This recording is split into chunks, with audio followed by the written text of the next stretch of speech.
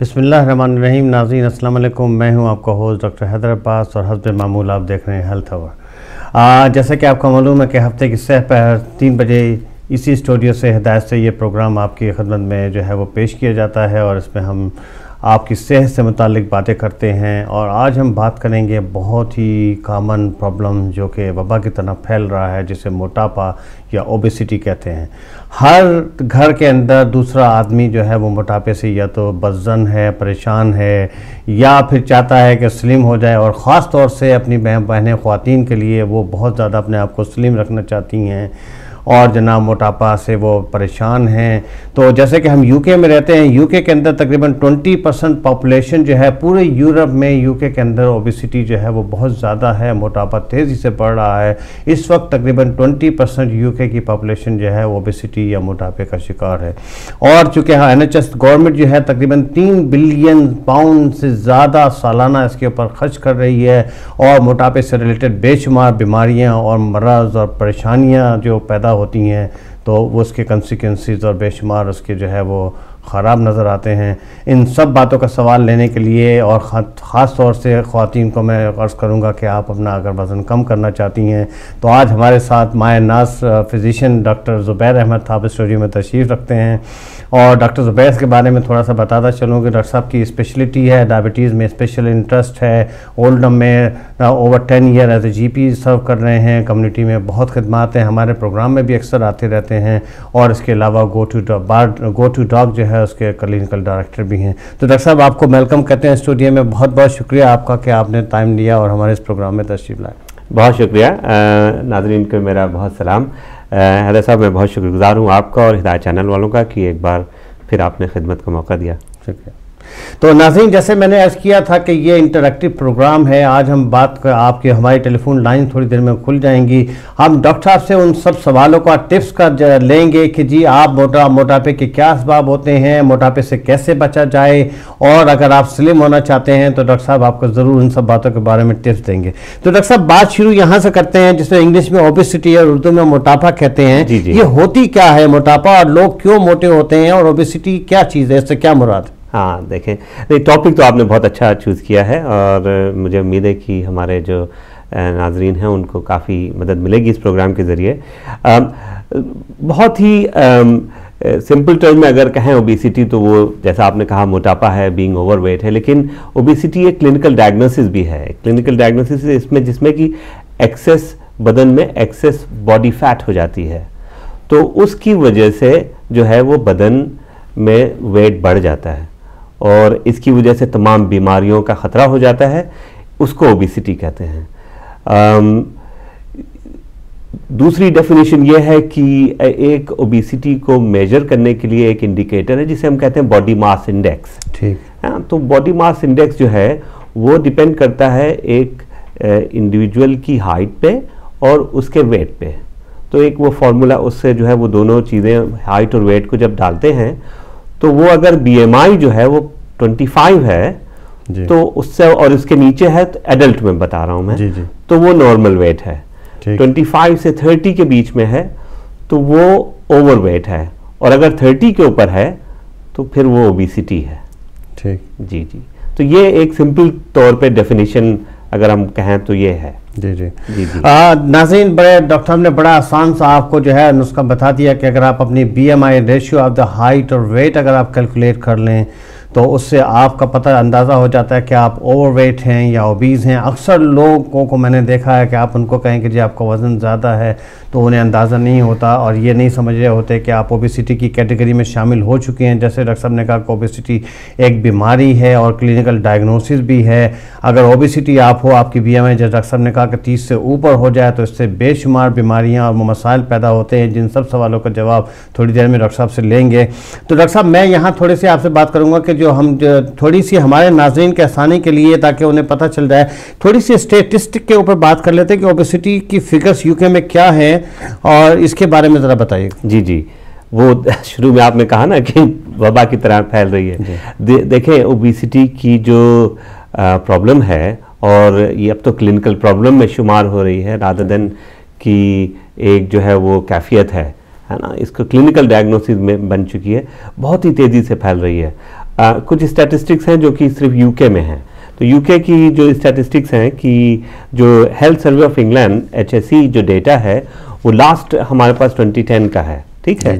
तो उसमें जो था कि ओवर 16 ईयर के जो एडल्ट हैं वो टोटल मर्द और female both men and female both में 62 एज हाई एज 62% जो है वो या तो ओवरवेट हैं या ओबेसिटी हैं। जी। और 40% plus they are obese, that means कि उनका BMI जो है वो 30 के ऊपर है। और जो दूसरी जो एक कंसर्निंग उस डेटा से जो बात निकली वो थी कि बच्चों में ओबेसिटी बढ़ रही है जी, वो इतनी बढ़ रही है कि जो बच्चे जो हैं वो 16 से नीचे हैं। तो अभी जो डेटा है उसमें है कि as high as 30%, up to 30% जो बच्चे हैं यूके में, तो बहुत वो जो है ओबेसिटी या ओवरवेट की कैटेगरी में है। और एक और जो है वो बात सामने ये आई है कि यूरोप के अंदर यूके में सबसे ज़्यादा ओबेसिटी का प्रेवलेंस है। डॉक्टर साहब ये बड़ी अच्छी आपने बात की कि पूरे यूरोप में आखिर यूके के अंदर इसका प्रिवलेंस क्यों बहुत ज़्यादा है। जैसे मैं ओल्डर में जीपी हूँ और डायबिटीज़ के बारे में मैं कुछ काम कर रहा हूँ एज ए क्लिनिकल डायरेक्टर के तौर पे, तो हमने देखा कि 69% जो है ओल्डर की पॉपुलेशन ओबेसिटी की कैटेगरी में आती है। जी। और उसके जो आउटकम और सारे हम देख रहे हैं कि बम ब्लास्ट होने वाला है, कि जी आगे डायबिटीज़ और हार्ट अटैक और जो उसकी कॉम्प्लिकेशन तो आपसे पूछेंगे आगे चल के। तो यूके के अंदर इसके क्या रीजंस हैं, क्या लाइफ स्टाइल का रीजंस हैं, ये क्या रीजंस हैं इसके? देखिए कहना तो बहुत डिफिकल्ट है, लेकिन मल्टीपल फैक्टर्स ज़रूर हैं। जी। और उन मल्टीपल फैक्टर्स में यह है कि हमारी डाइट जो है परहैप्स थोड़ी सी मुख्तलिफ है। यूके जो है एक मल्टीकल्चरल सोसाइटी जो है डेवलप हो रही है, तो उसमें क्या है कि there is some ethnic variations हैं जिसमें कि ओबेसिटी मोर प्रेवलेंट है।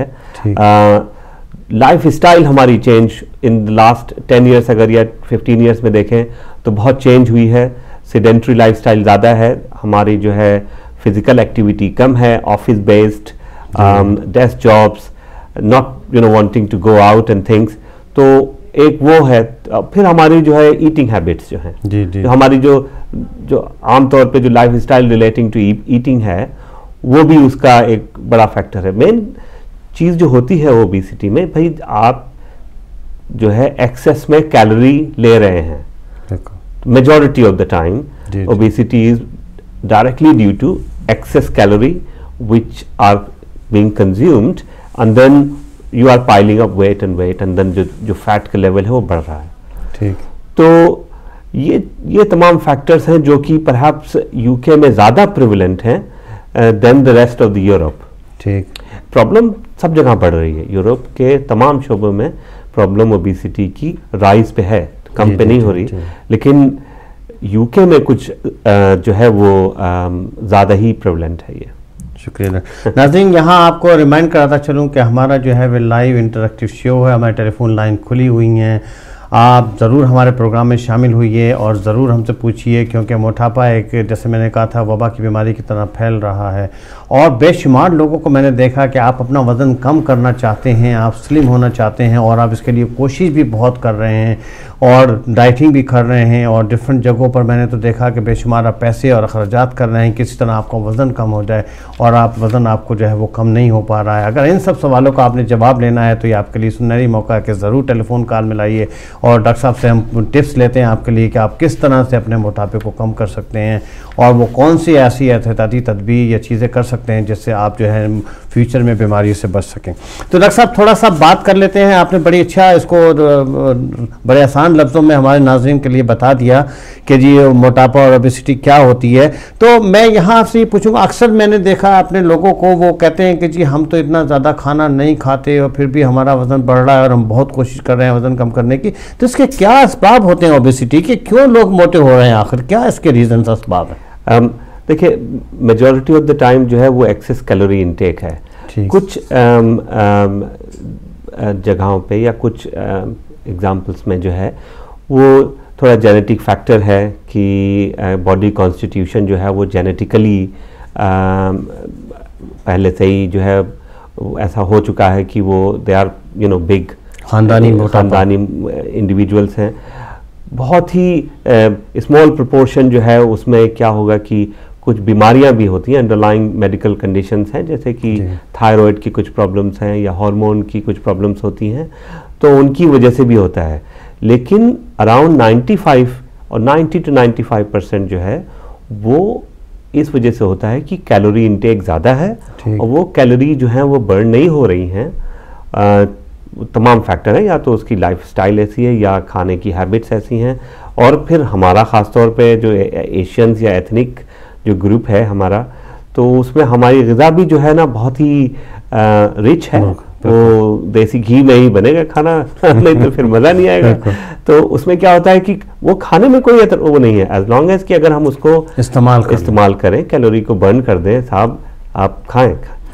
तो उससे क्या है कि इम्पैक्ट जो है वो काफ़ी सीवियर हो सकते हैं। प्री मैच्योर कुछ कंडीशन जो है वो डेवलप हो जाती हैं, डायबिटीज़ और हार्ट प्रॉब्लम और ब्लड प्रेशर तो सभी लोग जानते हैं। इतना जो मीडिया में ऑलरेडी अवेयरनेस के कैंपेन्स हैं, लेकिन ये कम लोगों को मालूम होगा कि ओबेसिटी से कुछ कैंसर भी हैं, वो भी रिलेटेड हैं। ख़ास तौर पे बावल का कैंसर है और ब्रेस्ट कैंसर के कुछ रिस्क हैं, स्ट्रोक के काफ़ी चांसेस हैं। तो इम्पैक्ट ये तो मैं बहुत ही उसमें बता रहा हूँ शॉर्ट में कि ये सब चीज़ें हैं, लेकिन इंशाल्लाह हम लोग इम्पैक्ट की बात में बात करें। डॉक्टर साहब, एक जो शुरू में हम अपने नाज़रीन को बताना यूँ चाहूँगा कि वो जो शुरू में बताया था ना बॉडी मास इंडेक्स, उसको थोड़ा सा ये है कि मैं चाहता यही हूँ कि इस प्रोग्राम के ज़रिए कि हमारे नाज़रीन जो हैं वो खुद अपने जो है इसको कैलकुलेट करें, और इससे पता चलेगा कि वो क्या होता है। जिन लोगों के पास अगर इंटरनेट की एक्सेस है तो उसमें जो है ऑनलाइन जो कैलकुलेटर बड़े सारे हैं, तो उसमें करना ये होता है कि आप अपना वेट करें, उसको किलोग्राम में जितना वेट है वो लिख लें, और आप अपनी हाइट जो है उसको मेजर करें और वो सेंटीमीटर में आई जितना वो लिख लें, है ना। तो उसके बाद जो है मीटर्स में, सॉरी वेट जो हाइट है वो मीटर्स में लिखें, और उसके बाद जो है वो दोनों फिगर अगर उसमें आप डाल देंगे तो फिर वो अपने आप ही बता देंगे कि उसका ऑटोमेटिकली बता देंगे। जिनके पास नहीं इंटरनेट है वो जो है वो एक कैलकुलेटर के जरिए जो है अपनी हाइट जो है वो लिखें मीटर में, उससे डिवाइड करना होता है, और वेट लिखें किलोग्राम में, उसके बाद स्क्वायर जो हाइट आती है मीटर में उससे डिवाइड कर दें। ठीक, तो 25 आता है या 25 आता है, ठीक है वेट, क्योंकि कुछ लोग जो है ना ज़रूर बड़े बिग लगते हैं, लेकिन अगर उनकी हाइट अच्छी है तो हो सकता है कि उनका बीएमआई ठीक हो, तो इसलिए ज़रूरी है कि लोग अपना बीएमआई चेक करें। तो 25 है तो ठीक, 25 से 30 है तो भाई ओवरवेट है, ओबीस नहीं है, तो उसमें जो है वो लाइफस्टाइल चेंज करके ठीक कर सकते हैं। लेकिन 30 के ऊपर है तो फिर ओबीस है वो। और अभी यहाँ पर माशाल्लाह तो हमारे यहाँ यूके में हर सबके पास जो है वो जीपीज हैं, इंटरनेट की एक्सेस है, जीपीज हैं। आप अपने जीपीज में जाके नर्स से अपॉइंटमेंट बुक करें, वो आपको आपका जो है वो बीएमआई बता देंगे। तो ये जो है ये मैं अपने नाज़रीन को इनकरेज करूँगा कि आप जो है एक बीएमआई जो है अपना चेक करें। नाज़रीन, ये तो डॉक्टर साहब ने आपको बड़ा आसान सा फार्मूला बता दिया और तो आपको गाइड कर दिया कि आप अपनी बीएमआई बड़ी आसानी से कैलकुलेट कर सकते हैं। जैसे डॉक्टर साहब ने कहा कि इंटरनेट पे बेशुमार बीएमआई कैलकुलेटर के नाम से आप सर्च कर लें तो आपको आ जाएगा, उसमें आप अपना हाइट और वेट डाल लें। इसके अलावा जैसे डॉक्टर साहब ने कहा कि अगर आपकी बीएमआई 30 से ऊपर है और ओबेसिटी के कैटेगरी में आते हैं तो यहाँ से आपके मसाइल शुरू हो जाते हैं, और इसमें यह है कि आप फौरी तौर पर अपने जीपी से भी रब्ता करें और उनको जो है वो बताएं, जाकर के चेक करवाएं ताकि आपको वो गाइड दें। बेशुमार फैसिलिटी सहूलतें हैं, डॉक्टर साहब से वो भी पूछेंगे कि कैसे लोगों को वेट करना चाहिए। अच्छा डॉक्टर साहब, आगे अब ये मैं लोगों के आसानी के लिए ये पूछूंगा कि कौन सी खाना तो हमारा डेफिनेटली रिच है और हम खाने के शौकीन भी हैं, रोटी सालन और फ्राई चीज़ें और 3 से 3 कोर्स मील्स खाने का तो सबको शौक है, और जाहिर है कि जायकेदार खाने होते हैं तो खाने को दिल भी करता है। तो थोड़ा सा लोगों के आसानी के लिए बताएं कि आइडियल कैलोरीज कितनी लोगों को लेनी चाहिए, जो कि अगर वो इस्तेमाल कर लें या नहीं कर रहे, जब कहाँ कितनी ज़्यादा कैलोरीज एक नॉर्मल एडल्ट के लिए होनी चाहिए, और कितनी एक्सेसिव कैलोरी की आपने बात की थी, कौन सी वो एक्सेसिव कैलोरीज हैं जो वो इस्तेमाल नहीं कर रहे जब वज़न बढ़ना शुरू होता? ठीक है, बड़ा अच्छा सवाल है। देखिए, जो नॉर्मल रिकमेंडेड कैलोरी इनटेक है वो डिपेंड करता है कि ये जो मेल फीमेल कौन है, एडल्ट की मैं बात कर रहा हूँ, और ये भी डिपेंड करता है कि वो किस तरह की जॉब में है। लेकिन जो एक मोटे तौर पे ये मान लिया जाए कि एक मेल जो है, एडल्ट मेल, उनकी कैलोरी 2500 के आसपास होना चाहिए, और ये जो फीमेल है उनकी कैलोरी 2000 कैलोरी के आसपास होना चाहिए पर डे। ठीक। लेकिन कुछ जो हमारे भाई हैं जो कि बहुत ही हैवी मैनुअल वर्क करते हैं दिन भर जो है उनका, तो उनका कैलोरी इनटेक थोड़ा सा ज़्यादा भी ठीक है, क्योंकि वो they are burning the extra calorie. ठीक। तो ये दो जो है मोटे तौर पे 2000 से कमी कैलोरी अगर रहे दिन में तो वो जो है वो करें। और अभी प्रोग्राम के थोड़ी देर बाद हम लोग ये डिस्कस करेंगे, ख़ासतौर पे आपने कहा कि हमारा खाना, तो ज़्यादातर जो है लोग अगर लीफलेट या देखते हैं तो उसमें जो है ना ये कम पता चल पाता है कि साहब हमने आज बिरयानी खाई तो बिरयानी में कितनी कैलोरी है। ये बिरयानी जो है ये बड़ी अच्छी बात की, डॉक्टर साहब बड़ा मुश्किल है लोगों को कैलकुलेट करना 2 प्लेट बिरयानी के खा के कितनी कैलोरीज थी। तो उसमें ये जो है, या हमने जो है साहब सुबह जो है हमने दोपहर सुबह पराठे खाए, आलू के पराठे खाए, एक पराठे में कितनी कैलोरी है, या समोसा ही खाया है ना। तो ये हम बात करेंगे। हमारे पास कुछ एक टेबल है, मैं लेके आया हूँ अपने नाजरीन के लिए, तो वो थोड़ा सा उससे हेल्प मिलेगी, आसानी हो जाएगी कि वो थोड़ा सा जो है एक मेंटल कैलकुलेशन कर सकते हैं कि साहब मैंने अभी दोपहर में खा लिया है, शाम को दावत भी है, तो और कैलोरी अगर मानिए, ये नहीं है कि मैं ये नहीं कहना चाह रहा हूँ कि भाई आप दावत में ना जाएं और खाना ना खाएं, देखें साहब ये तो जरूरी है कि, लेकिन उसको जो है उसको कैसे बर्न करें, अपने नाजरीन को कैसे हम अवेयरनेस दिखाएं कि भाई आप जो है फिर वो कार अपनी बहुत दूर पार्क करें, वहां से फिर आप पैदल चलते हुए जाएं, तो जिससे कि थोड़ी कैलोरी जो है वो बर्न हो रही है। नहीं, ये बहुत अच्छी। नाज़रीन, आप हमारे साथ ज़रूर प्रोग्राम में शामिल होइए, हमारी टेलीफोन कॉल खुली हुई है, हम चाहते हैं कि आप हमारे साथ प्रोग्राम में शामिल हो। हमें आपके शामिल होने से हमारी हौसला अफजाई भी होती है, और उसके साथ साथ ये है कि हमें फ़ीडबैक भी आप ज़रूर दें कि आप प्रोग्राम में हम क्या तब्दीलियाँ कर सकते हैं, और कौन सी चीज़ पे हम ख़ास तौर से हम वो टॉपिक नए लेकर के आएँ और आपको बताएं। तो टेलीफोन लाइंस खुली हुई हैं, ज़रूर टेलीफोन कॉल मिलाइए, हमारे साथ शामिल हो जाइए प्रोग्राम के अंदर, और हम इंशाल्लाह आपके जो है वो कॉल्स का इंतज़ार कर रहे हैं। तो डॉक्टर साहब आगे बात करेंगे, जैसे आपने कहा कि कैलोरीज़ के ऊपर, तो थोड़ा सा आप यहाँ जिक्र करना चाहेंगे कि जैसे आपने तफसील से बता दिया कितनी कैलोरीज होनी चाहिए, आप कहते हैं कि आप थोड़ा सा बताएंगे गाइडलाइन के तौर पे कि जो हमारे खाने के अंदर कौन कौन से किस चीज़ के अंदर कितनी कैलोरीज हैं। तो मैं यहाँ आपसे रिक्वेस्ट करूँगा कि ज़रा नाज़रीन को ज़रा उनकी अवेयरनेस के लिए बताइए जी कि क्या क्या है वो। ठीक है, तो ये जो इंफॉर्मेशन है ये मेनली बेस्ड ऑन हमारे जो एशियन, बल्कि एशियन में जो साउथ एशियन जो खाने के चीज़ें हैं उनके ऊपर बेस्ड है ये। ठीक। और साउथ एशिया में मेनली जो हमारा इंडिया, पाकिस्तान या बांग्लादेश और श्रीलंका में जो जिस तरह के खाने हैं, तो अगर मैं शुरू में अगर स्टार्टर से शुरू करूं तो जो एक अनियन भाजी है, एक अनियन भाजी का जो पोर्शन है वो जो कि बिटवीन 80 to 100 ग्राम का है, उसमें 190 कैलोरीज हैं। 190 कैलोरीज।